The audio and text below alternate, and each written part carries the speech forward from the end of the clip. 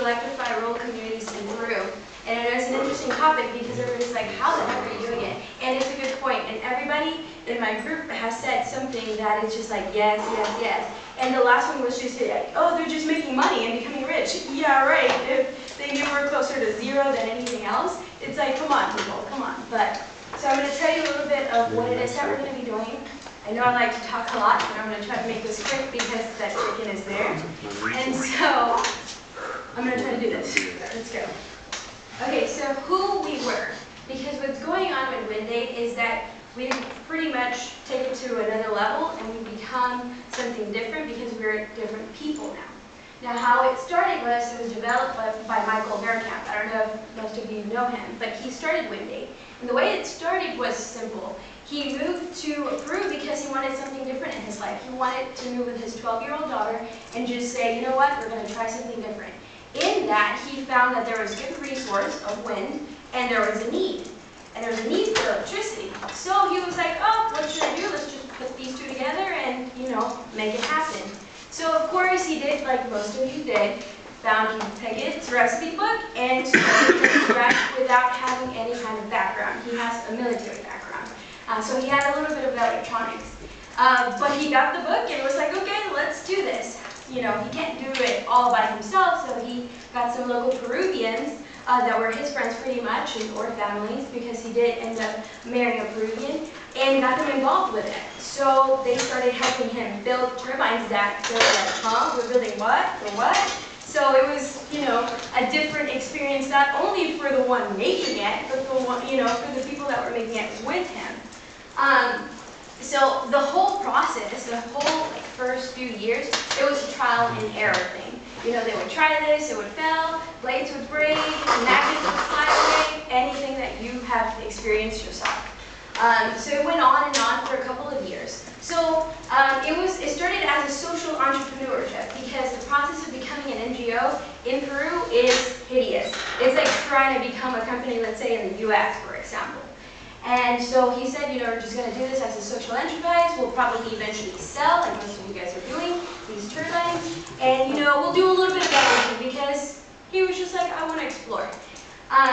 And so we were making turbines. There were volunteers coming. So the first volunteers that started coming to WindAid, it wasn't something that he planned.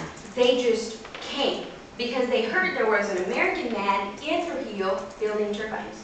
And you know, if you're a student, if you're a backpacker, and you hear something like that, you're like, huh, that's interesting, let me try that.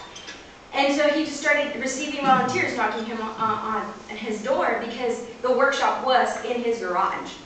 And then the communities were like, okay, so how do they come into play? So the communities, he had seen them because he had traveled and he was working with another NGO on the side, and it was like, oh, he had community A, community B. But now you think about it, and now we're trying to even find some of these places because one of them is in the mountain region and the other one's on the northern coast. So it's like, whoa, what was going on there too? So it was a project, it was something awesome, but it wasn't really structured. It was a go with the flow kind of thing and see where it gets us. It's more, not necessarily a hobby because it grew into a passion, but it looked like a hobby to an outsider's view. So who are we becoming? So what are we doing now? So we started restructuring the whole organization with volunteers. So the way we do that, and I like to say, is we started with the 3 Musketeers that you see on the side. And why I call it the 3 Musketeers is because in 2012 is when I came on board. And that's when I started as a volunteer, just for a month, 4 weeks. I wanted to do this because it was something that I initially had an idea of wanting to do this as studying engineering in high school and in college. And so I came for a month and said, you know what, I'm going to try this. So in that, there were 6 of us. And, you know, we started talking about the feasibilities of how can you expand this, how can you structure this better. Because we noticed that at that time, it was just Michael, one-man team. You know, he was doing everything, and it's like, come on, you're not God. But he was, and it was weird. But we saw glitches, we saw, you know, different things, but it was not structured. And I don't know about you guys, but I'm very structured in a way, and it's like if it's not flowing properly, if we don't know what we're going to be doing, you know, in 2 hours or the next day or, you know, the next week, I kind of get scared, right? I traveled all this way and you are telling me you're not really sure if there's a community, like if we're really going to install the community? That was kind of scary in the beginning. So then the 3 musketeers, out of the 6, 2 of them already had jobs, so we knew they were going to corporate America. But the other 4, one of them was just going to go travel Fiji, etc. And the other 3 were like, maybe we, consider this. Maybe it'll help you, Michael. Like, I don't know. Let's talk about this more. So we started talking about it. Of course, I don't know if I told some of you guys, but Peru was not my choice. I was going to Peru because that's where wind was and that's where the turbines were, etc. But I wanted to go to the Caribbean, I wanted to go to Central America, I wanted to go somewhere else there was wind with nice weather, not the desert.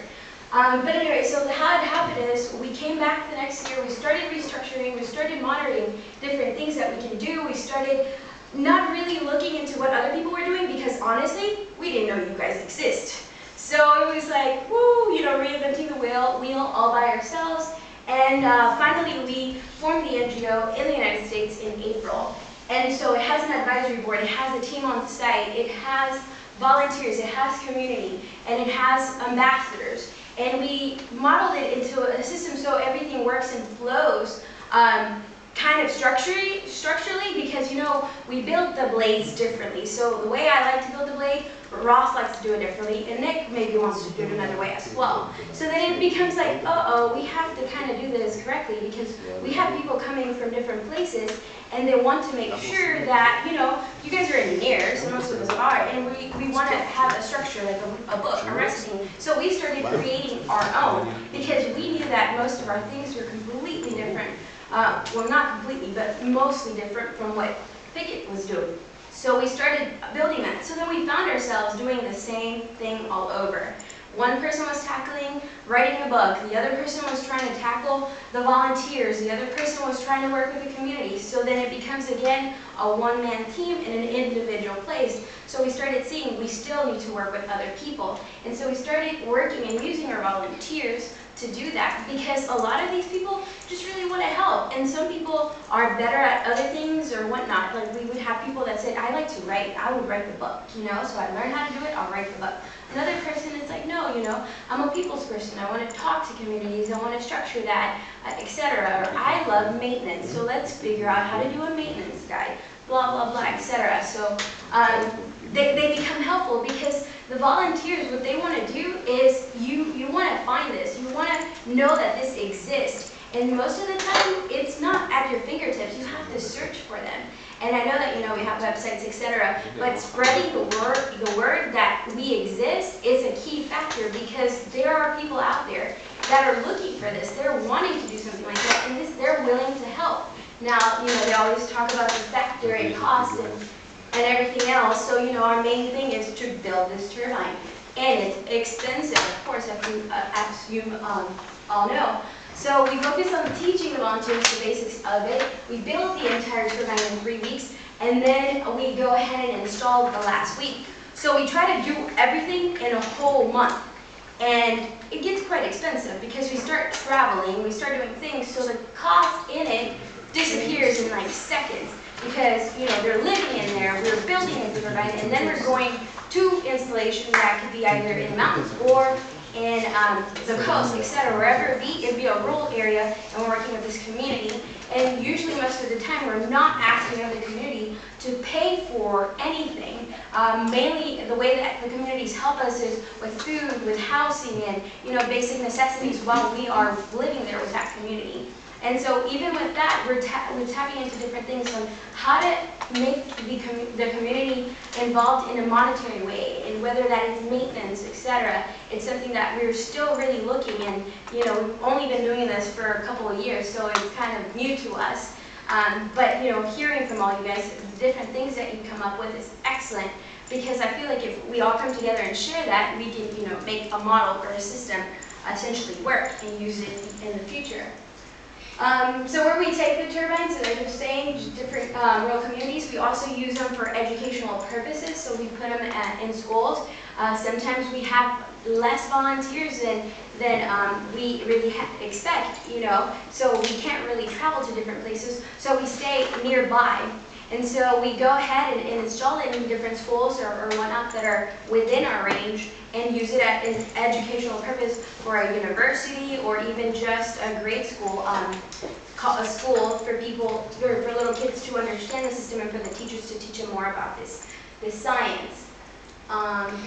Okay, so this is kind of like what the model is. So our purpose is to provide an educational experiences that empower people to create a sustainable world. So we have the volunteers, there's the community, and of course there's so many things that go underneath that and an equal a turbine that is working and it's providing that electricity. Damn it, I forgot this, I'm almost done.